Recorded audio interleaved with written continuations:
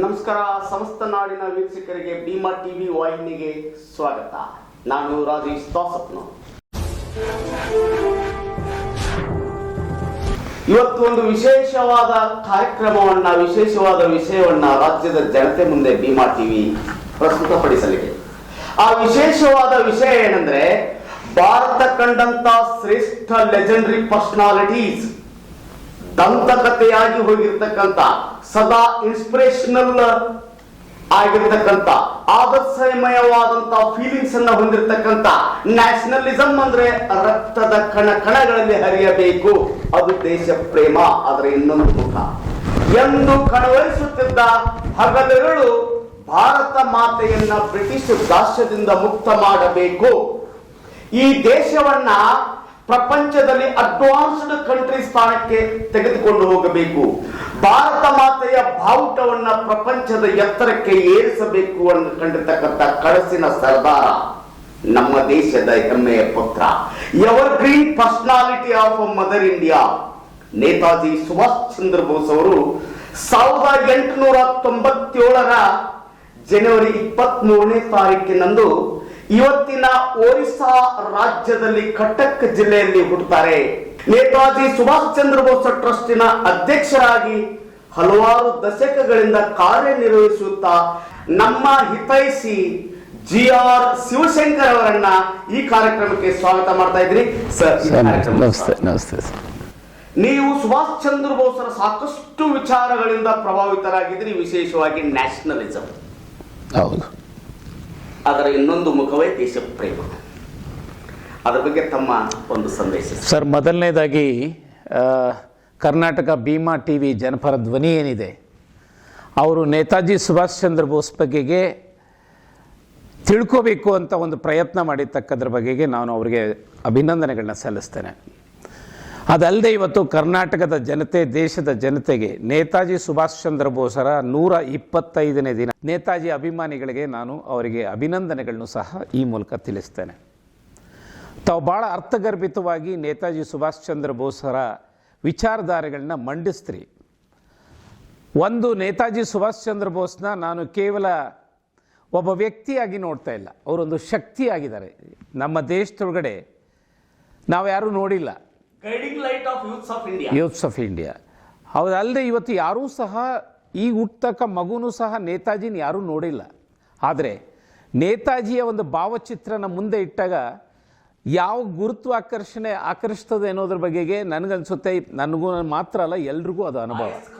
ಆಯಸ್ಕಾಂತಿ ಅಂತ ಒಂದು ಅಪ್ರತಿಮ ಏನು ದೇಶಾಭಿಮಾನಿ, ಇದನ್ನು ದೇಶಾಭಿಮಾನಿ, ಅಪ್ರತಿಮ ದೇಶಾಭಿಮಾನಿ ಅಂತ ಕರೆದಿರ್ತಕ್ಕವ್ರು ಯಾರೂ ಅಲ್ಲ, ಮಹಾತ್ಮ ಗಾಂಧಿನೇ. ದೇಶದ ಇತಿಹಾಸ ರಚನೆ ಮಾಡಿದಂಥವರ ದೃಷ್ಟಿಯಲ್ಲಿ ಸ್ವತಂತ್ರ ಬಂದಾದ ಮೇಲೆ ನೇತಾಜಿಯನ್ನು ನಿರಂತರವಾಗಿ ಅವರ ವಿಚಾರಧಾರೆಗಳನ್ನ ಮುಚ್ಚಿಡುವಂಥ ಪ್ರಯತ್ನ ಆಗಿರ್ತಕ್ಕದ್ದು ನಮ್ಮ ದೇಶದಲ್ಲಿರ್ತಕ್ಕ ಇತಿಹಾಸ. ನಮ್ಮ ದೇಶದ ಎಲ್ಲ ರಾಜ್ಯಗಳಲ್ಲಿ ಆ ಭಾಷೆಗಳೇನಿದೆ, ಕರ್ನಾಟಕದ ಕನ್ನಡ ಭಾಷೆಯಲ್ಲೂ ಸಹ ನೇತಾಜಿ ವಿಚಾರಧಾರೆಗಳು ನಾವು ನಿರೀಕ್ಷೆ ಮಾಡಿದ ಮಟ್ಟದಲ್ಲಿ ಬಂದಿಲ್ಲ. ಇಡೀ ದೇಶದೊಳಗಡೆ ನೇತಾಜಿ ಭವನ ಆಗದೇ ಇರೋದನ್ನು ನಮ್ಮ ರಾಜ್ಯದೊಳಗಡೆ ನೇತಾಜಿ ಅಭಿಮಾನಿಗಳು, DB ಕಲ್ಮಣ್ಕರ್ ಅವರು ಅವರ ನಾಯಕತ್ವದಲ್ಲಿ ನಾನು ಅದರೊಳಗಡೆ ಒಬ್ಬ ಟ್ರಸ್ಟಿಯಾಗಿ ಪ್ರಥಮವಾಗಿ ರಾಜರಾಜೇಶ್ವರಿ ನಗರದಲ್ಲಿ ನೇತಾಜಿ ಸುಭಾಷ್ ಚಂದ್ರ ಬೋಸರ ಭವನ ಮಾಡಿದ್ವಿ. ಅದಲ್ಲದೆ ನೇತಾಜಿಯ ಒಂದು ಅವರ ಪ್ರತಿಮೆನ ವಿಧಾನಸೌಧ ಮುಂದೆ ಸ್ಥಾಪನೆ ಮಾಡೋದಕ್ಕೂ ಆಯಿತು. ನೀವು ಹೇಳ್ದಂಗೆ ಅಕ್ಷರಾಂಶ ನೇತಾಜಿ ಬೆಂಗಾಲ್ನಲ್ಲಿ ಹುಟ್ಟಿದ್ರು, ಬೆಂಗಾಲ್ನಲ್ಲಿ ಬೆಳೆದ್ರು. ಅವರ ವಿಚಾರಧಾರೆಗಳು ಕರ್ನಾಟಕದ ಮೂಲೆ ಮೂಲೆಯಲ್ಲಿ ಸಹ ಬಹಳ ಪ್ರಸಿದ್ಧಿಯಾಗಿರೋದ್ರ ಬಗೆಗೆ ನಾನು ಅದನ್ನು ಉತ್ಪ್ರೇಕ್ಷೆಯಿಂದ ಇಲ್ಲ ಅಂತ ಹೇಳಲ್ಲ. ನಿಮ್ಮ ಕಣ್ಮುಂದೆ ಏನು ಅಂದ್ರೆ ಸರ್, ತಾವು ಹಿರಿಯರು, ತಾವು ಗಮನಿಸ್ತಾ ಇದ್ದೀರಿ, ಬಹುಶಃ ಭಾರತದಲ್ಲಿ ನೇತಾಜಿಯವರು ವೆಸ್ಟ್ ಬಂಗಾಲ್ ಪ್ರಾವಿನ್ಸ್ ನಲ್ಲಿ, ಒರಿಸ್ಸಾದ ಕಟಕ್ ನಲ್ಲಿ ಹುಟ್ಟಿದ್ರು ಕೂಡ ವೆಸ್ಟ್ ಬಂಗಾಲ್ಗಿಂತಲೂ ಹೆಚ್ಚು ಮೂರ್ತಿ ಸ್ಥಾಪನೆಗಳನ್ನ, ಹೆಚ್ಚು ಪ್ರಮಾಣದಲ್ಲಿ ಅವರ ಬರ್ತ್ಡೇಯನ್ನ ಸೆಲೆಬ್ರೇಷನ್ ಮಾಡೋದು ಅದ್ದೂರಿಯಾಗಿ ಕರ್ನಾಟಕ ಜನ. ನಮ್ಮ ಕರ್ನಾಟಕದ ಒಂದು ವಿಶಿಷ್ಟತೆ ಏನು ಅಂದರೆ, ಭಾಳ ದೇಶಾಭಿಮಾನದ ಬಗೆಗೆ ಭಾಳ ಅಭಿಮಾನ ಇರ್ತಕ್ಕವರು. ನೀವು ಇವತ್ತು ಕೇಂದ್ರ ವಸ್ತುನ ಕಂಪ್ಲೀಟ್ ಏನು ಹೇಳಿದ್ದೀರಾ, ದೇಶ ಪ್ರೇಮ ಮತ್ತು ನ್ಯಾಷನಲಿಸಮ್ ಎರಡೂ ಒಂದೇ ಅಂತ. ಅದು ನಿಜವಾಗ್ಲೂ ಸಹ ಅಕ್ಷರಾಂಶ ಸತ್ಯ. ಪ್ರಪಂಚದಲ್ಲಿ ನಾನು ಸುಮಾರು ಒಂದು 20 ದೇಶಗಳನ್ನು ಪ್ರವಾಸ ಮಾಡಿದ್ದೇನೆ, ಇನ್ಕ್ಲೂಡಿಂಗ್ ರಷ್ಯಾ ಒಳಗಡೆನೂ ಸಹ 1 ವರ್ಷ ಇದ್ದೇನೆ. ಯಾವ ದೇಶದಲ್ಲಿ ದೇಶಾಭಿಮಾನ ಇರಲ್ಲ ಆ ದೇಶ ಖಂಡಿತವಾಗೂ ಸಹ ಮುಂದೆ ಬರ್ಲಿಕ್ಕೆ ಸಾಧ್ಯ ಇಲ್ಲ. ಛಿದ್ರಕ್ಕಿಂತ ಹೆಚ್ಚಾಗಿ ಜನತೆ, ಏಕೆಂತಂದರೆ ಇವತ್ತು ನಮ್ಮ ದೇಶದ ದುರಂತನೋ ಏನೋ ಗೊತ್ತಿಲ್ಲ, ಜಾತಿವಾರು ಮತ್ತು ಸಾಕಷ್ಟು ರೀತಿಯಲ್ಲಿ ಪ್ರಭಾವ ಬೀರ್ತಾ ಇದೆ. ಆದರೆ ದುರಾದೃಷ್ಟ ಏನು ಅಂತಂದರೆ ನಾವೆಲ್ಲರೂ ಒಂದೇ ಅನ್ನೋ ಒಂದು ಸಿದ್ಧಾಂತ ಬೇಕಾಗಿರ್ತಕ್ಕದ್ದು ದೇಶಾಭಿಮಾನ, ನ್ಯಾಷನಲಿಸಮ್. ಇದರೊಳಗಡೆ ಜಾತಿ ಬರಲ್ಲ, ಪ್ರೇಮ ಬರಲ್ಲ. ನೇತಾಜಿ ಸುಭಾಷ್ ಚಂದ್ರ ಬೋಸರ ಕಂಪ್ಲೀಟ್ ಏನು ಅವರ INA ಇಂಡಿಯನ್ ನ್ಯಾಷನಲ್ ಆರ್ಮಿ ಒಳಗಡೆ ಆಗಿರ್ಬೋದು, ನೇತಾಜಿಯವರ ಆಜಾದಿನ್ ಸರ್ಕಾರದಲ್ಲಾಗಿರ್ಬೋದು, ಫಾರ್ವರ್ಡ್ ಬ್ಲಾಕ್ ಎಲ್ಲೂ ಸಹ ಅವರು ಕಂಪ್ಲೀಟ್, ಈವನ್ ಜಿನ್ನಾ ಅವ್ರನ್ನ ಬಹಳ ಪ್ರೀತಿಸ್ತಾ ಇದ್ರು. ಇವತ್ತು ನೇತಾಜಿಯವರ ಒಂದು ಹಿರಿಮೆ ಎಷ್ಟು ಮಟ್ಟಿಗಿದೆ ಅಂದರೆ ಎಂಟೈರ್ ಸೌತ್ ಈಸ್ಟ್ ಏಷ್ಯಾ ಒಳಗಡೆ ವಿಯೆಟ್ನಾಂನಿಂದ ಹಿಡಿದು ಕಂಬೋಡಿಯಾದಿಂದ ಎಲ್ಲನೂ ಸಹ ನೇತಾಜಿಯ ವಿಚಾರಧಾರೆಗಳು ಬಹಳ ಅದ್ಭುತವಾಗಿದೆ. ಒಂದು ವಿಚಿತ್ರವಾದಂತ ಒಂದು ಘಟನೆ ನಡೆಯುತ್ತೆ ಅವ್ರ ಲೈಫ್ನಲ್ಲಿ. 1819ಕ್ಕೆ ಅವ್ರ ತಂದೆ ತಾಯಿ ಒಂದು ಅಭಿಲಾಷೆ, ICS ಆಗ್ಬೇಕು ನಮ್ಮ ಮಗ. ಆ ಬ್ರಿಟಿಷ್ ಭಾರತದಲ್ಲಿ ಒಂದು ICS ಅಂದ್ರೆ ಅವತ್ತಿನ ಕಲೆಕ್ಟರ್ ಹುದ್ದೆ, ಅದು ಹೌದು, ಕಂಪ್ಲೀಟ್ ಕಂಟ್ರೋಲ್ ಮಾಡ್ತಕ್ಕಂಥ ಅಡ್ಮಿನಿಸ್ಟ್ರೇಷನ್ ಮೂಲಕ ಅಟ್ಮೋಸ್ಟ್ ರೆಸ್ಪಾನ್ಸಿಬಿಲಿಟಿ ಇರ್ತಕ್ಕಂಥ ಒಂದು ಪೋಸ್ಟ್. ಅದು ಗಾದೆ ಮಾತೇ ಇದೆ, ಆಗ್ಬೇಕು ಕಲೆಕ್ಟರ್ ಇಲ್ಲಾಂದ್ರೆ ಕಂಡಕ್ಟರ್ ಅಂತ. ಆ ICS ನ ಕಲೆಕ್ಟರ್ ಪೋಸ್ಟ್ ಸಿಕ್ಕಿದ್ರು ಕೂಡ ಅದನ್ನು ತ್ಯಾಗ ಮಾಡಿ ದೇಶ ಕರೆಗಾಗಿ ಬರ್ತಾರಲ್ಲ ಸರ್ 1921ರಲ್ಲಿ. ಅಲ್ಲ, ಏಕೆಂದ್ರೆ ಅವ್ರಿಗೆ ಒಂದು ದಾಸ್ಯವನ್ನ ಎಂದೂ ಸಹ ಒಪ್ಕೊಂಡಿಲ್ಲ ಅವರು.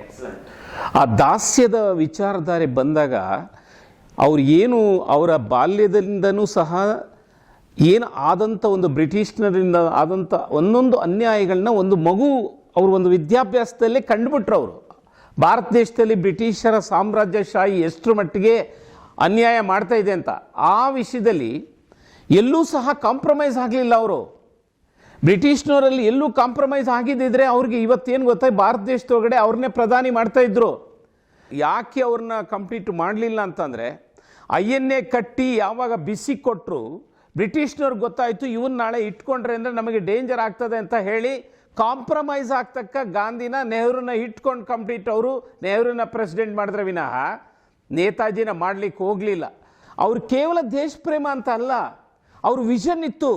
ದೇಶಾಭಿಮಾನದ ಜೊತೆಗೆ ದೇಶನ ಹೆಂಗೆ ಕಟ್ಟಬೇಕು ಅನ್ನೋದ್ರ ಬಗ್ಗೆ ಈಗ ಆಲೋಚನೆ ಮಾಡಿದಂಥ ಒಬ್ಬ ಮಹಾನ್ ವೀರ. ವಿಷನ್ನು ಆಗಿದ್ರು, ಲೆಜೆಂಡು ಆಗಿದ್ರು. ಅದು ಯಾಕೆ ಕಾರಣ, ಏಕೆಂದರೆ ಯಾವುದೇ ಒಬ್ಬ ಹೋರಾಟಗಾರ, ಯಾಕೆಂದರೆ ಇವತ್ತು ತಾವು ಪದೇ ಪದೇ ಆವಾಗಲೇ ಹೇಳಿದ್ರಿ ನೇತಾಜಿ ಎಲ್ಲ ಕಡೆ ಕರೀತಾರೆ. ನೇತಾಜಿ ಅಂದರೆ ನಾಯಕ ಅನ್ನೋದು ಪ್ರಪಂಚದಲ್ಲಿ ಈಗ ಸೋವಿಯತ್ ಯೂನಿಯನ್ಗೆ ಹೋದರೆ ಲೆನಿನ್ ನಾಯಕ ಅಂತ ಹೇಳ್ತಾರೆ, ಚೈನಾ ಒಳಗಡೆ ಮಾವ ನಾಯಕ ಅಂತ ಹೇಳ್ತಾರೆ, ವಿಯೆಟ್ನಾಮಲ್ಲಿ ಓಚಿಮೆನನ್ ನಾಯಕ ಅಂತಾರೆ, ಕ್ಯೂಬಾನಲ್ಲಿ ಫೀಡಲ್ ಕ್ಯಾಸ್ಟ್ರೋ ನಾಯಕ ಅಂತಾರೆ.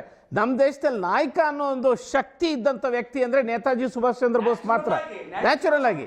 ಸೊ ಅವಾಗ ಯಾಕೆ ನಾಯಕ ಅಂದಮೇಲೆ ಅವನಿಗೆ ಸಮಸ್ತವಾದ ದೇಶ ಪ್ರೇಮ ಕಂಪ್ಲೀಟ್ ಅವನಲ್ಲಿ ಇರ್ತದೆ, ಅದರಿಂದ ನಾಯಕ ಅಂತ ಜನ ಅಕ್ಸೆಪ್ಟ್ ಮಾಡ್ತಾರೆ. ಇಲ್ಲದೆ ಹೋದರೆ ನಾಯಕ ಅಂತ ಯಾರು ಅಕ್ಸೆಪ್ಟ್ ಮಾಡಲ್ಲ. ಈ ನಾಯಕತ್ವದ ಗುಣಗಳನ್ನ ನೇತಾಜಿ ಸುಭಾಷ್ ಚಂದ್ರ ಬೋಸ್ ಬಳಸ್ಕೊಂಡಿದ್ದರಿಂದ ಈ ದೇಶದೊಳಗಡೆ ಜನತೆ ಅವ್ರನ್ನ ಇವಾಗಲೂ ಸಹ ಪ್ರೀತಿಸ್ತಕ್ಕದ್ದು. ಯಾಕೆಂದರೆ ಅಂದವು. ಆದರೆ ದುರಾದೃಷ್ಟ ಏನು ಅಂದರೆ ರಾಜಕೀಯದ ವಾತಾವರಣದಲ್ಲಿ, ಯಾಕೆಂದರೆ ಒಂದು ಸೋಷಿಯಲಿಸಮ್ಗೆ ತಮಗೆ ಗೊತ್ತಿರ್ಬೋದು ಸುಮಾರು 1500 ಡೆಫಿನೇಷನ್ಸ್ ಇದೆ. ಈ ನ್ಯಾಷನಲಿಸಮ್ ಬಗ್ಗೆಗೂ ಸಹ ಇವತ್ತೇನು ಗೊತ್ತಾ, ಅದರ ಡೆಫಿನೇಷನ್ ಸಿಕ್ಕಾಪಟ್ಟ ಇದೆ. ಜಾತಿಗೊಂದು ನ್ಯಾಷನಲಿಸಮ್ ಅಂತಾರೆ, ಅದು ನ್ಯಾಷನಲಿಸಮ್ ಅಲ್ಲ, ಸಂಬಂಧ ಇಲ್ಲ. ದುರಾದೃಷ್ಟ ಇವತ್ತೇನಾಗಿದೆ, ವ್ಯಕ್ತಿಗತವಾಗಿ ಅವನು ಏನು ಹೇಳ್ತಾನೆ, ಇದು ನಾನೊಬ್ಬ ರಾಷ್ಟ್ರ ನಾಯಕ, ನಾನು ಇವತ್ತು ದೇಶ ಪ್ರೇಮಿ ಅಂತ ಹೇಳ್ತಾರಲ್ಲ, ಅದೆಲ್ಲ ಬೋಗಸ್ಸು. ಪಾಯಿಂಟಿಗೆ ಬರ್ತಾ ಇದ್ದೀನಿ. ನೇತಾಜಿ ಸುಭಾಷ್ ಚಂದ್ರ ಬೋಸ್ ಅವರು ಅಬ್ಸಲ್ಯೂಟ್ ಸೆಕ್ಯುಲರಿಸಮ್ ಫಾಲೋ ಮಾಡಿದವರು, ನ್ಯಾಷನಲಿಸಮ್ ಫಾಲೋ ಮಾಡಿದವರು. ಸೆಕ್ಯುಲರಿಸಮ್ ಫಾಲೋ ಮಾಡದೇ ಇದ್ರೆ ನ್ಯಾಷನಲಿಸಮ್ ಅಚೀವ್ಮೆಂಟ್ ಮಾಡೋಕ್ಕಾಗಲ್ಲ. ನ್ಯಾಷನಲಿಸಮ್ ಅಂತಂದರೆ ನೀವೇ ಹೇಳಿದ್ರಿ, ದೇಶ ಪ್ರೇಮ ಅಂದರೆ ನ್ಯಾಷನಲಿಸಮ್. ನಾವು ಈ ಟರ್ಮಿನಾಲಜಿಗಳಲ್ಲಿ ನನಗೆ ಸ್ವಲ್ಪ ಕನ್ಫ್ಯೂಷನ್ ಇದೆ. ನಮ್ಮ ದೇಶದೊಳಗಡೆ ಸೆಕ್ಯುಲರು ಇದೇನೇನೋ ಪದಗಳನ್ನ ಬಳಸ್ಬಿಟ್ಟು ಅದಕ್ಕೆ ಅದರ ಅಸ್ತಿತ್ವನ ಕಳೆದುಬಿಟ್ಟಿದ್ದಾರೆ, ಮೀನಿಂಗ್ ಹೋಗಿದೆ. ಆದ್ದರಿಂದ ನಾನು ಅದ್ರ ಬಗ್ಗೆ ಮಾತಾಡಲ್ಲ. ನಾನೇನು ಗೊತ್ತಾ, ನನ್ನ ದೇಶನ ನಾನು ಪ್ರೀತಿಸ್ತೇನೆ, ನನ್ನ ದೇಶಕ್ಕೋಸ್ಕರ ನಾನು ದುಡಿತೇನೆ, ನನ್ನ ದೇಶದ ಜನತೆಗೋಸ್ಕರ ದುಡಿತೀನಿ. ಜಾತ್ಯತೀತ ಪ್ರಶ್ನೆನೇ ಬೇಡ, ಅವನು ನಮ್ಮವನು, ನಾವೆಲ್ಲರೂ ಸಮಗ್ರವಾಗಿ ಬದಲಾವಣೆ ಆಗಬೇಕು ಮತ್ತು ಪ್ರಗತಿ ಆಗಬೇಕು ಅನ್ನೋ ವಿಚಾರಧಾರೆನ ನೇರವಾಗಿ ನೇತಾಜಿ ಸುಭಾಷ್ ಚಂದ್ರ ಬೋಸು ಅವರ ಸೈದ್ಧಾಂತಿಕ ವಿಚಾರಗಳಲ್ಲಿ ಬರ್ತದೆ. ಕೂಡ ನಾವು ರಾಜ್ಯ ಮತ್ತು ರಾಷ್ಟ್ರ ಸರ್ಕಾರಗಳಿಗೆ, ಮೋದಿ ಅವರ ಸರ್ಕಾರಕ್ಕೆ ಒಂದು ಆಗ್ರಹ ನಮ್ಮ ವಾಹಿನಿ ಮೂಲಕ. ದೇಶ ಕಂಡಂತ ಅಪ್ರತಿಮ ವೀರ, ಒಬ್ಬ ಸೈನಿಕ ನಾಯಕನಾಗಿ ಇವತ್ತು ಹೆಸರು ಹಾಗೆ ಇದೆ, ಮುಂದೆಂದಿಗೂ ಇರುತ್ತೆ ಸೂರ್ಯಚಂದ್ರನವರಿಗೂ. ಆ ರಾಷ್ಟ್ರೀಯತೆಯನ್ನ ಇನ್ನೂ ಹೆಚ್ಚಿನ ಮಟ್ಟದಲ್ಲಿ ಯುವಕರ ಮನಸ್ಸಿನಲ್ಲಿ ಆಳವಾಗಿ ಬೇರೂರುವಂತೆ ಮಾಡಬೇಕಾದ್ರೆ ಆ ರಿಸರ್ಚ್ ಲೆವೆಲ್ನಲ್ಲಿ, ನಾನು ಹೇಳ್ತಾ ಇರೋದು ರಿಸರ್ಚ್ ಲೆವೆಲ್ನಲ್ಲಿ ಎಲ್ಲ ಯೂನಿವರ್ಸಿಟಿಗಳಲ್ಲಿ ಸುಭಾಷ್ ಚಂದ್ರ ಬೋಸ್ ಅವರಿಗೆ ಸಂಬಂಧಪಟ್ಟಂತ ಒಂದು ವಿಶಿಷ್ಟವಾದ ಅಧ್ಯಯನ ಕೇಂದ್ರ ಮಾಡಿದ್ರೆ. ಅಲ್ಲ, ನೀವು ಹೇಳ್ತಕ್ಕ ಒಂದು ಏನು ವಿಚಾರಧಾರೆ ಇದೆ, ಅಕ್ಷರಾಂಶ ನಾನು ಅದ್ರ ಬಗೆಗೆ ಸಮ್ಮತಿ ಇದೆ. ಆದರೆ ಇದು ಏನು ಆಗಬೇಕು ಅಂದರೆ, ನೇತಾಜಿನ ಯಾವುದೇ ವಾದದವರು ಅವರ ವಾದಕ್ಕೆ ಸೇರಿಸ್ಕೊಳ್ಬಾರ್ದು. ನೇತಾಜಿ ನೋ, ಯಾಕೆಂದ್ರೆ ನನಗೆ ಈ ಡೇಂಜರ್ ಏನಿದೆ ಅಂತಂದ್ರೆ, ನಮ್ಮ ದೇಶದಲ್ಲಿ ಬಂದಂಥ ಎಲ್ಲ ವ್ಯಕ್ತಿಗಳನ್ನು, ಮಹಾತ್ಮ ಗಾಂಧಿಯಿಂದ ಹಿಡಿದು ಅಂಬೇಡ್ಕರ್ನಿಂದ ಹಿಡಿದು ಇವ್ರನ್ನೆಲ್ಲರೂ ಏನು ಅಂತಂದ್ರೆ, ಆ ವಾದದವರು ಅವರ ಸ್ವಾರ್ಥಕ್ಕೋಸ್ಕರ ಬಳಸ್ಕೊಳೋದಕ್ಕೆ ಆಗಬಾರ್ದು, ಗುತ್ತಿಗೆ ಪಡ್ಕೊಳ್ಬಾರ್ದು. ನೇತಾಜಿಗೆ ನಿಜವಾಗ್ಲೂ ಸಹ ಮೋದಿಯವರ ಸರ್ಕಾರ ಆಗಲಿ, ಸನ್ಮಾನ್ಯ ಬಸವರಾಜ ಬೊಮ್ಮಾಯಿಯವರ ಸರ್ಕಾರ ಆಗಲಿ, ಅವ್ರು ಏನಾದರೂ ಮಾಡಬೇಕು ಅಂತಂದರೆ ಪಕ್ಷಾತೀತವಾಗಿ ಅವರನ್ನು ಒಬ್ಬ ದೇಶ ಪ್ರೇಮಿ ಅಂತ, ಈ ದೇಶದ ಒಬ್ಬ ಅಪ್ರತಿಮ ದೇಶಾಭಿಮಾನಿ ಅಂತ, ಈ ದೇಶ ಕಂಡಂಥ ಒಬ್ಬ ವಿಷನರಿ, ಅವನು ಏನು ಗೊತ್ತಾ, ಈ ದೇಶದ ಕನಸು ಅವ್ರದ್ದೇನಿತ್ತು, ನೇತಾಜಿಯ ಮಾರ್ಗ ಏನಿತ್ತು, ಯಾವ ಮಾರ್ಗದಲ್ಲಿ ದೇಶನ ಮುಂದುವರಿಸಬೇಕು ಅಂತ ಆಲೋಚನೆ ಮಾಡಿದ್ರು, ಆ ಮಾರ್ಗನ ಯಾವುದೇ ವಾದಗಳಿಗೂ ಸಹ ಅಳವಡಿಸದೆ ನಿಷ್ಪಕ್ಷಪಾತವಾಗಿ ನೇತಾಜಿಯ ವಿಚಾರಧಾರೆಗಳನ್ನಲ್ಲೇ ಮಾತ್ರ ಹೋಗಬೇಕೇ ವಿನಃ ಪಕ್ಷದಲ್ಲಿ ಏನಾದರೂ ಮಾಡೋದು ಹೋಯ್ತು ಅಂತಂದರೆ ನೇತಾಜಿಗೆ ಅಪಮಾನ ಮಾಡ್ದಂಗೆ, ನೇತಾಜಿಯವನ್ನ ದುರುಪಯೋಗ ಮಾಡ್ಕೊಂಡಂಗೆ, ನೇತಾಜಿಯ ವಿಚಾರಧಾರೆಗಳನ್ನ ಅವರ ಸ್ವಾರ್ಥಕ್ಕೆ ಬಳಸ್ಕೊಳೋದಕ್ಕೆ ಆದ್ದರಿಂದ ಇದು ಈ ಡೇಂಜರ್ ಇದೆ ಅನ್ನೋದ್ರ ಬಗೆಗೆ ನನಗೆ ಅನುಮಾನ ಇದೆ. ಈಗ ನೇತಾಜಿ ಬಗೆಗೆ ನಾನು ಹೆಚ್ಚಿನ ಅಭಿಮಾನ ಶಿವಶಂಕರ್ ತೋರಿಸ್ತಾ ಇದ್ದಾರೆ ಅಂತಂದರೆ, ನೇತಾಜಿನ ದುರುಪಯೋಗ ಮಾಡ್ಕೊಬೇಕು ಅನ್ನೋ ನನ್ನ ಮನಸ್ಸಿನಲ್ಲಿ ಇದ್ರೆ ಅಂತಂದರೆ, ನಾನು ನಿಜವಾಗ್ಲೂ ಸಹ ನೇತಾಜಿಗೆ ಒಳ್ಳೇದು ಮಾಡ್ತೀನಿ ಅಂತಲ್ಲ. ನೇತಾಜಿಗೆ ಏನು ಈ ದೇಶದೊಳಗಡೆ ಇರ್ತಕ್ಕ ಎಲ್ಲ ದುಡಿಯೋ ವರ್ಗ, ಎಲ್ಲ ಶೋಷಿತರು, ಎಲ್ಲ ಜನಾಂಗದವರು ಎಲ್ಲರೂ ಸಹ ಒಂದೇ ಅನ್ನೋ ಮನೋಭಾವದಲ್ಲಿ ನೇತಾಜಿಯವರು ನ್ಯಾಷನಲಿಸಮ್ ಕಾನ್ಸೆಪ್ಟನ್ನು ಕೊಟ್ಟಿದ್ದು. ನಾವು ನೀವು ಅವರ ಫಾಲೋವರ್ಗಳಾಗಿ, ಅಂದರೆ ಅನುಯಾಯಿಗಳಾಗಿ, ಈ ದೇಶದ ಕೋಟಿ ಕೋಟಿ ಯುವಕ ಮತ್ತು ಯುವತಿಯರು ಅವ್ರ ಫಾಲೋವರ್ಸ್ ಇದ್ದಾರೆ. ಹೇಗೆ ಮಹಾತ್ಮ ಗಾಂಧೀಜಿಯವರನ್ನ, ನಾವು ಅಂಬೇಡ್ಕರ್ಜಿಯನ್ನ ಎಲ್ಲ ವಿಧಾನಸಭೆಗಳಲ್ಲಿ ಆಗಿರ್ಬೋದು, ಪಾರ್ಲಿಮೆಂಟ್ನಲ್ಲಾಗಲಿ, DC ಕಚೇರಿಗಳ ಮುಂದೆ ಆಗಲಿ ಕಾಣ್ತಾ ಇದ್ದೀವಿ. ಅವರು ಅಪ್ಪಟ ದೇಶ ಪ್ರೇಮಿಗಳು, ದೇಶಕ್ಕೆ ತ್ಯಾಗ ಮಾಡಿದ್ದಾರೆ, ಎರಡು ಮಾತಿಲ್ಲ. ಅದೇ ಒಂದು ಸಮಾನ ರೀತಿಯಲ್ಲಿ ಸರ್ದಾರ್ ವಲ್ಲಭಭಾಯ್ ಪಟೇಲ್ ಜಿ ಮತ್ತು ನೇತಾಜಿ ಅವರ ಸ್ಟ್ಯಾಚ್ಯೂಗಳು ಕೂಡ ಆಗಬೇಕು ಅನ್ನೋದು ನಮ್ಮ ಆಗ್ರಹ.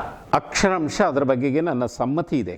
ಒಂದೇನಾಗಿದೆ, ನೇತಾಜಿ ಒಂದು ಸರ್ದಾರ್ ವಲ್ಲಭಭಾಯ್ ಪಟೇಲ್ಗೆ ಕನಿಷ್ಠ ಪಕ್ಷ ಅವ್ರಿಗೆ ಸಿಕ್ಕಬೇಕಾಗಿರ್ತಕ್ಕ ಗೌರವ ಈಗಾಗಲೇ ಗುಜರಾತ್ನಲ್ಲಿ ಮಾಡಿದ್ದಾರೆ.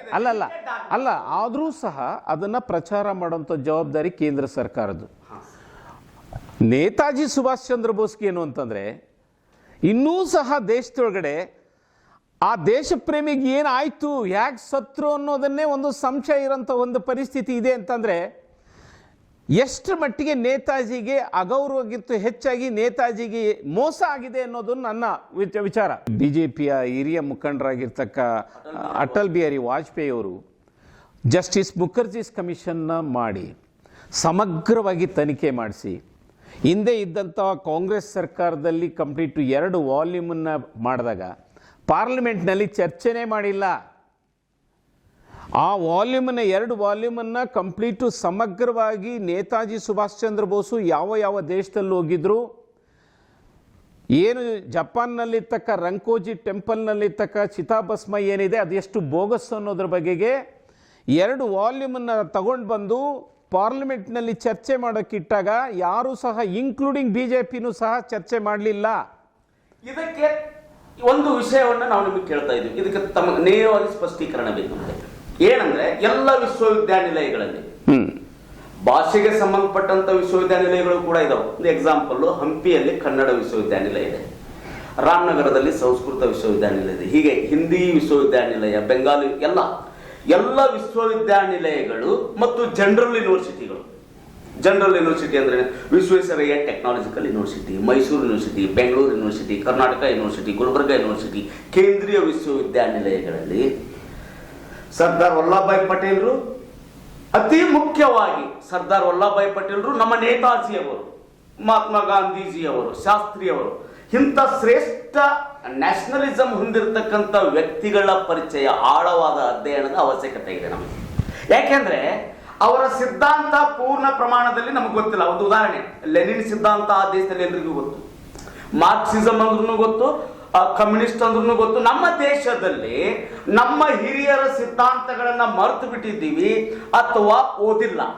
ಭಾರತ ದೇಶದ ಇತಿಹಾಸದೊಳಗಡೆ ನೇತಾಜಿ ಸುಭಾಷ್ ಚಂದ್ರ ಬೋಸ್ನ ವಿಚಾರಧಾರೆಗಳನ್ನ ಸಂಪೂರ್ಣವಾಗಿ ಸಪ್ರೆಸ್ ಮಾಡಿದ್ದಾರೆ. ಆ ವಿಚಾರಧಾರೆಗಳು ಎಲ್ಲೂ ಸಹ ಕಂಪ್ಲೀಟ್ ಆಗಬಾರ್ದು ಅನ್ನೋದನ್ನು ನೇತಾಜಿನ ಮಿಸ್ಇಂಟರ್ಪ್ರಿಟ್ ಮಾಡಿ ನೇತಾಜಿಯ ವಿಚಾರಧಾರೆಗಳನ್ನ ಸಂಪೂರ್ಣವಾಗಿ ಕೋಲ್ಡ್ ಸ್ಟೋರೇಜ್ನಲ್ಲಿ ಇಟ್ಟಿದ್ದಾರೆ.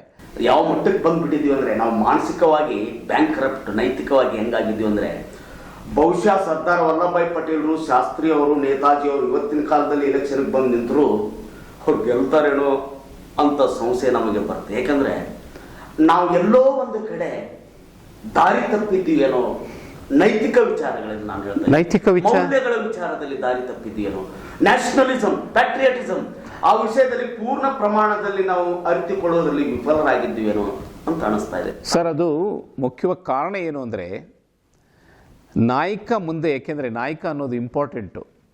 ಲೀಡ್ರ್ ನಮ್ಮನ್ನೇನು ಲೀಡ್ ಮಾಡ್ತಾ ಇದ್ದಾನೆ, ಅವನು ನಮ್ಗೆ ಎಲ್ಲಿ ಕೊಂಡೊಯ್ತಾನೆ ಅಂತ. ಅವರು ಏನು ಚಲೋ ಡೆಲ್ಲಿ ಕಾರ್ಯಕ್ರಮ ಕೊಟ್ಟಾಗ ಅದಾದಿನ ಸರ್ಕಾರ ರಚನೆ ಮಾಡಿ ಕೂಡಲೇ ಚಲೋ ಡೆಲ್ಲಿ ಕಾರ್ಯಕ್ರಮ ಕೊಡ್ತಾರೆ.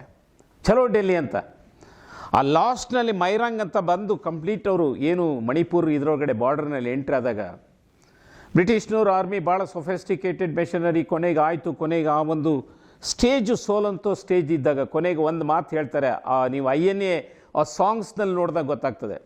ಅವ್ರು ಹೇಳ್ತಾರೆ, ದೇಶ ಪ್ರೇಮಿಗಳೇ, ನೀವು ಭಾಳ 2 ಬಗಸೆ ಮಣ್ಣನ್ನು 3 ಬಗಸೆ ಮಣ್ಣನ್ನು ತಗೊಳ್ಳಿ, ನೀವು ನಿನ್ನ ಮಾತೃಭೂಮಿಗೆ ಬಂದಿದ್ದೀವಿ. ಅಮ್ಮ, ನಾನು ಏನೂ ಆಗಲಿಲ್ಲ, ನಿನ್ನ ಮಣ್ಣನ್ನು ಮುಟ್ಟಿದ್ದೀನಿ, ನನ್ನ ದೇಶದಲ್ಲಿ ಕಡೆ ಬಂದಿದ್ದೀನಿ, ಆ ಪವಿತ್ರ ಆದ್ವೆ ನಾನು, ನನ್ನ ಪ್ರಾಣ ಇಲ್ಲಿ ಹೋದ್ರೂ ಪರವಾಗಿಲ್ಲ ಅಂತ ಹೇಳಿ ಕಂಪ್ಲೀಟ್ ಆ ಭಾವನಾತ್ಮಕವಾದ ಪರಿಸ್ಥಿತಿ ತುಂಬ್ತಾರಲ್ಲ, ಅದು ನಿಜವಾದ ನೀವೇನು ಸೆಂಟಿಮೆಂಟಲ್ ಫೀಲಿಂಗ್ಸ್ ಅಲ್ಲಿ ಕಂಪ್ಲೀಟ್ ಬರ್ತದೆ. ದೇಶ ಪ್ರೇಮ ಇದ್ದರೆ ಸ್ವಾರ್ಥಕ್ಕೆ ಜಾಗನೇ ಇಲ್ಲ. ಯಾವಾಗ ಸ್ವಾರ್ಥಕ್ಕೆ ಜಾಗ ಸಿಗುತ್ತೆ, ಕರಪ್ಷನ್ ಹೆಚ್ಚಾಗುತ್ತೆ, ದುರಾಡಳಿತ ಹೆಚ್ಚಾಗುತ್ತೆ, ಗ್ರೂಪಿಸಮ್ ಹೆಚ್ಚಾಗುತ್ತೆ. ನಮ್ಮ ದೇಶದಲ್ಲಿ ಇವತ್ತು ಯಾವತ್ತಲೂ ಅಡ್ವಾನ್ಸ್ಡ್ ಕಂಟ್ರಿ ಆಗಬೇಕಾಗಿದ್ದ ಭಾರತ ಮಾತೆ ಇವತ್ತು ಕೂಡ ಆರ್ಥಿಕ ಬಲಿಷ್ಠತೆಯನ್ನ ಸಾಧಿಸೋದಕ್ಕೆ ಎಲ್ಲೋ ಎಡವಟ್ಟಾಗಿದೆ. ಎಲ್ಲಿ ಎಡವಟ್ಟಾಗಿದೆ ಅಂದ್ರೆ, because of the lapses in the administration, ದೇಶ ಪ್ರೇಮದ ಕೊರತೆ, ನ್ಯಾಷನಲಿಸಂ ಕೊರತೆ. ಈ ವಿಷನ್ ಇಲ್ಲದೆ ಇರೋದೇ ಬಹುಶಃ ಇನ್ನೂ ನಾವು ಅಡ್ವಾನ್ಸ್ಡ್ ಆರ್ ಡೆವಲಪ್ಡ್ ಕಂಟ್ರಿ ಅಂತ ಅನಿಸ್ಕೊಳ್ಳೋಕೆ ಸಾಧ್ಯ ಆಗಿಲ್ಲ. ಸರ್, ನಾನು ನನ್ನದು ಐ ಫಸ್ಟ್ ಬರಬಾರ್ದು, ನಂದು ಅನ್ನೋದು ಬಿಡಬೇಕು, ನಮ್ಮದು ಅನ್ನೋದು ಬರಬೇಕು. ಆ ಕಲ್ಚರ್ನ ನೀವು ತಂದರೆ ಅಂದರೆ ದೇಶದೊಳಗಡೆ ಏನೂ ಸಮಸ್ಯೆ ಇಲ್ಲ. ದೇಶ ಬಡತನದಲ್ಲಿಲ್ಲ ಸರ್. ಭಾರತ ದೇಶ ಇದರಲ್ಲಿರೋಕ್ಕೆ ಸಂಪತ್ತು ಬೇರೆ ಯಾವುದೇ ಪ್ರಪಂಚದಲ್ಲಿಲ್ಲ. ಇಲ್ಲಿರ್ತಕ್ಕ ಎಲ್ಲ ರೀತಿಯಾದ ಸಂಪತ್ತಿದೆ. ಆದರೆ ಈ ಸಂಪತ್ತೆಲ್ಲ ಕೇವಲ ಕೆಲವು ವ್ಯಕ್ತಿಗಳ ಕೈಯಲ್ಲಿದೆ. ಆ ವ್ಯಕ್ತಿಗಳ ಕೈಯಲ್ಲಿರೋದರಿಂದ ಇವತ್ತು ದೇಶ ಅಧೋಗತಿಗಾಗಿದೆ. ಬಡವ ಶ್ರೀಮಂತರ ಗ್ಯಾಪ್ ಅಗಾಧವಾಗಿ ಬೆಳ್ಕೊಂಡೋಗಿದೆ. ದೇಶದ ಸಂಪತ್ತನ್ನು ಕ್ರಿಯೇಟ್ ಮಾಡಿದಂಥ ರೈತರು, ಕಾರ್ಮಿಕರ ಪರಿಸ್ಥಿತಿ ಏನಿದೆ ಅಂತಂದರೆ, ಯಾವ ಸಂಪತ್ತನ್ನು ಕ್ರಿಯೇಟ್ ಮಾಡಿದೆ ಆ ಸಂಪತ್ತೆಲ್ಲ ಇವತ್ತು ಕಂಪ್ಲೀಟು ಬುಲ್ಡೋಜರ್ ಆಗ್ತಾ ಇದೆ. ಆ ಸಂಪತ್ತೆಲ್ಲ ಕಂಪ್ಲೀಟ್ ಖಾಸಗಿಯವರ ಕೈಯಲ್ಲಿ ಹೋಗ್ತಾ ಇದೆ. ದೇಶದ ಸಂಪತ್ತು ಯಾವಾಗ ಖಾಸಗಿಯವರ ಕೈಯಲ್ಲಿ ಹೋಯ್ತು ಅಂತಂದರೆ, ದೇಶದ ಸಂಪತ್ತು, ನಾನು ಹೇಳೋದು ಪಬ್ಲಿಕ್ ಸೆಕ್ಟರ್, ಆ ಪಬ್ಲಿಕ್ ಸಾರ್ವಜನಿಕ ವ್ಯವಸ್ಥೆ ಎಲ್ಲ ಕಂಪ್ಲೀಟು ಖಾಸಗಿಯವರ ಕೈಯಲ್ಲಿ ಹೋದಾಗ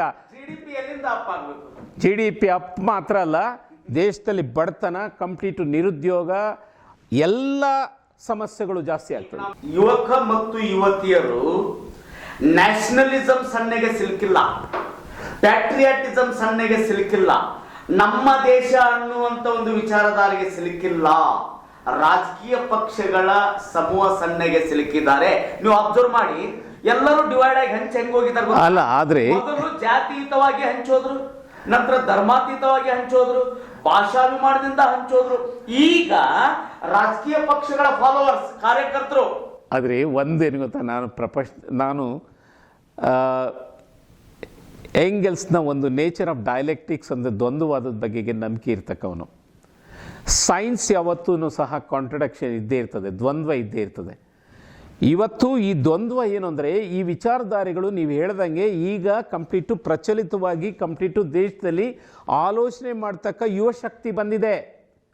ನಿರುದ್ಯೋಗದ ಸಮಸ್ಯೆಗಳು, ದೇಶವನ್ನು ಒಡೆದಾಳುವಂಥ ನೀತಿ, ರಾಜಕೀಯ ಪಕ್ಷಗಳ ಡೊಂಬರಾಟ, ಇವನ್ನೆಲ್ಲವನ್ನೂ ಸಹ ಯುವ ಜನತೆ ಈ ದೇಶದಲ್ಲಿ 50% ಹೆಚ್ಚಿನ ಯುವ ಜನತೆ ಈ ದೇಶದೊಳಗಡೆ ಇದ್ದಾರೆ. ಅವರು ಗಮನಿಸ್ತಾ ಇದ್ದಾರೆ. ಅವರು ಇದನ್ನು ಅರ್ಥ ಮಾಡ್ಕೊಂಡ್ರೆ ಈ ಡೊಂಬರಾಟಕ್ಕೆ ಅಂತ್ಯ ಆಗಬೇಕು ಅಂತಂದರೆ, ದೇಶದಲ್ಲಿ ಬದಲಾವಣೆ ಆಗಬೇಕು ಅಂದರೆ, ಏನು ಅಂಬೇಡ್ಕರ್ ಅವರಾಗಲಿ, ನೇತಾಜಿ ಸುಭಾಷ್ ಚಂದ್ರ ಬೋಸ್ ಆಗಲಿ, ಇವರೆಲ್ಲರ ಒಂದು ಏನು ಯಾಕೆಂದರೆ ನಾನು ಅನೇಕ ವಿಷಯಗಳ ಬಗೆಗೆ ಅಂಬೇಡ್ಕರ್ ಅವರು ಓದಿದ್ದೇನೆ. ಅವರು ಕಷ್ಟ ದಿನಗಳು ಇದ್ದಿದ್ದನ್ನು ಹೇಗೆ ಮಾರ್ಪಾಟಾಯಿತು, ಕೊನೆಗೆ ಯಾವ ರೀತಿಯಲ್ಲಿ ಬದಲಾವಣೆ ಆಯಿತು ಅದೊಂದು ಕಂಡಿದ್ದೇವೆ. ನೇತಾಜಿ ಸುಭಾಷ್ ಚಂದ್ರ ಬೋಸ್ ಅವ್ರ ವಿಚಾರಧಾರೆಗಳನ್ನು ಸಹ ವಾಲ್ಕೆನೋ ರೀತಿಯಲ್ಲಿ ಬರ್ತದೆ. It comes like A volcano, but only thing transformation ಬರಬೇಕು, ಹಾಗೆ ಆಗ್ತದೆ. ರಾಷ್ಟ್ರೀಯತೆ ಅನ್ನುವ ಭಾವನೆಯಲ್ಲಿ ಹೆಚ್ಚು ಕಾರ್ಯಕರ್ತರು ಬರಬೇಕಾಗಿದೆ. ನಮಗೆ ನಾವು ರಾಜಕೀಯ ಗುಲಾಮಗಿರಿಯಿಂದ ಹೇಗೆ ನಾವು ಪ್ರಯತ್ನ ಮಾಡಿದ್ವಿ ನೋಡಿ, ಬ್ರಿಟಿಷ್ ಗುಲಾಮಗಿರಿಯಿಂದ ಹೊರಗಡೆ ಬರಬೇಕು ಅಂತ, ಈ ಕೆಲವು ರಾಜಕೀಯ ಗುಲಾಮಗಿರಿಯಿಂದ ಹೊರಗಡೆ ಬರಬೇಕಾಗಿದೆ. ರಾಜಕೀಯದ ಗುಲಾಮಗಿರಿಯಿಂದ ಹೊರಗಡೆ ಬರಬೇಕಾದ್ರೆ ನಮ್ಮ ದೇಶದಲ್ಲಿ ರಾಜಕೀಯ ಪ್ರಜ್ಞೆ ಮೂಡಬೇಕಾಗಿದೆ. ಆ ರಾಜಕೀಯ ಪ್ರಜ್ಞೆ, ಪೊಲಿಟಿಕಲ್ ಅವೇರ್ನೆಸ್, ಪೊಲಿಟಿಕಲ್ ಕಾನ್ಷಿಯಸ್ನೆಸ್ನ ತುಂಬಂತ ಒಂದು ವಾತಾವರಣನ ನನಗನ್ಸುತ್ತೆ ನಿಮ್ಮಂಥ ಮಾಧ್ಯಮಗಳ ಮುಖಾಂತರ ಕಂಪ್ಲೀಟ್ ಆಗಬೇಕಾಗಿದೆ. ನಾವು ಎಂಥ ಒಂದು ಪರಿಸ್ಥಿತಿ ಒಳಗಡೆ ಇದ್ದೇವೆ ಅಂತಂದರೆ, ರಾಜಕೀಯರ ಡೊಂಬರಾಟದೊಳಗಡೆ ಸಿಕ್ಕಾಕೊಂಡು ದೇಶ ಪ್ರೇಮನ ಮರ್ತಿದ್ದೇವೆ. ನಾವೆಲ್ಲೋ ನಿರ್ವೀರ್ಯರಾಗಿದ್ದೇವೆ. ಈ ದೇಶ ನಮ್ಮದು, ಈ ದೇಶದ ಸಂಪತ್ತು ನಮ್ಮದು, ಈ ದೇಶದನ್ನ ಕಟ್ಟತೆ ಬೆಳೆಸ್ತಕ್ಕ ಜವಾಬ್ದಾರಿ ನಮ್ಮದು. ಈ ಡೊಂಬರಾಟಕ್ಕೆ ಅಂತ್ಯ ಆಡಬೇಕು. ಈ ದೇಶನ ಎಲ್ಲಿವರೆಗೂ ಸಹ ನೇತಾಜಿಯ ಕನಸಿನ ಭಾರತ, ಅಂಬೇಡ್ಕರ್ ಅವರ ಕನಸಿನ ಭಾರತ ಈ ಆಗೋವರೆಗೂ ಸಹ ನಾವೆಲ್ಲರೂ ಸಹ ಒಗ್ಗಟ್ಟಿಂದ ದೇಶನ ಕಟ್ಟೋಣ. ನಾವೆಲ್ಲೂ ಸಹ ಜಾತಿ ಭೇದ ಎಲ್ಲವನ್ನು ಮರೆತು ದೇಶಾಭಿಮಾನದಲ್ಲಿ ನಾವೆಲ್ಲರೂ ನುಗ್ಗೋಣ ಅಂತ ಒಂದು ಪ್ರಾಮಾಣಿಕವಾದ ಪ್ರಯತ್ನ ಯುವ ಜನತೆ ಮಾಡಿದ್ದೇ ಆದರೆ ನನಗನ್ಸುತ್ತೆ ಅಂತಿಮವಾಗಿ ಈ ಡೊಂಬರಾಟ ಅಂತ್ಯ ಆಗ್ತದೆ. ದೇಶದಲ್ಲಿ ಹೊಸ ವ್ಯವಸ್ಥೆನ ನಿರ್ಮಾಣಕ್ಕಾಗ್ತದೆ. ಆ ವ್ಯವಸ್ಥೆ ಒಳಗಡೆ ದೇಶ ಪ್ರೇಮ, ಏನು ನ್ಯಾಷನಲಿಸಮ್ ಅಂತ ರಾಷ್ಟ್ರೀಯತೆನ ಪ್ರಾರಂಭ ಆಗ್ತದೆ. ಈ ಬಾಂಕಿಗಳಲ್ಲಿ ನಾನಾ ವಿಚಾರಗಳನ್ನ, ವೈಯಕ್ತಿಕವಾದ ವಿಚಾರಗಳಿಗೆ ಅವಕಾಶ ಕೊಡಬಾರ್ದು. ಯುವ ಜನತೆ ನೀವೆಲ್ಲೂ ಸಹ ನಿರ್ವೀರ್ಯರಲ್ಲ. ಈ ದೇಶದಲ್ಲಿ ನಿಮಗೆ ಈ ದೇಶದ ಮಣ್ಣು, ಈ ದೇಶದಲ್ಲಿರ್ತಕ್ಕ ಏನು ನೇತಾಜಿಯ ಒಂದು ಜೀವಂತವಾದ ವಿಚಾರಧಾರೆಗಳಿವೆ ಅವನ್ನೆಲ್ಲವನ್ನೂ ಸಹ ಅಳವಡಿಸ್ಕೊಳ್ಳುವಂಥ ಶಕ್ತಿ ನಿಮ್ಮಲ್ಲಿರೋದರಿಂದ ನೀವು ಮುಂದೆ ಬರಬೇಕಾಗ್ತದೆ. ಮುಂದೆ ಬರೋಂಥ ಜವಾಬ್ದಾರಿ ನಿಮ್ಮದು. ನೀವು ಹಿಂದೆ ನೋಡ್ಕೊಂಡು ಬೇಕಾಗಿಲ್ಲ, ಮುಂದೆ ನೋಡಿ. ಈ ಜಗತ್ತಿನ ಈ ವ್ಯವಸ್ಥೆ ಬೆಳವಣಿಗೆಯಲ್ಲಿ ನಾವು ಭಾರತ ದೇಶನ ಪ್ರಥಮ ಸ್ಥಾನದಲ್ಲಿ ನಿಲ್ಲಿಸಬೇಕಾಗಿರ್ತಕ್ಕ ಜವಾಬ್ದಾರಿ ನಮ್ಮದು ಅಂತ ಭಾರತ ದೇಶದ ಪ್ರತಿಯೊಬ್ಬ ಯುವಕನೂ ಸಹ, ಯಾವುದೇ ಹಳ್ಳಿನಲ್ಲಿ ಇರಲಿ, ಪಟ್ಟಣದಲ್ಲಿ ಇರಲಿ, ಎಲ್ಲೇ ಇರಲಿ, ನೀನು ನಿರುದ್ಯೋಗಿ ಅಲ್ಲ, ನಿನ್ನನ್ನು ನಿರುದ್ಯೋಗಿಯನ್ನಾಗಿ ಮಾಡಿದೆ ವ್ಯವಸ್ಥೆ. ಅದರಿಂದ ಎದ್ದೇಳಬೇಕು ಅಂತಂದರೆ ನಿನ್ನನ್ನು ನೀನು ಅರ್ಥ ಮಾಡ್ಕೊಳ್ಬೇಕು, ಮುಂದೆ ನುಗ್ಗಬೇಕು ಅಂತ ಒಂದು ಪ್ರಯತ್ನ ನೀನು ಮಾಡಿದ್ದೆ ಆದರೆ ನನಗನ್ಸುತ್ತೆ ಈ ದೇಶಕ್ಕೆ ಅಪಾರವಾದ ಕೊಡುಗೆ ಯುವ ಜನತೆ ಕೊಟ್ಟಂತ. ಶಿವಶಂಕರ್ ಅವರು ಬಹಳ ಅದ್ಭುತವಾದ ವಿಚಾರಧಾರೆಗಳನ್ನ, ಯಾಕೆಂದ್ರೆ he is influenced by the great Netaji Subhash Chandra Bose. ನಮ್ಮ ದೇಶಕ್ಕೆ 100ಕ್ಕೆ 100ರಷ್ಟು ಭವಿಷ್ಯ ಇದೆ.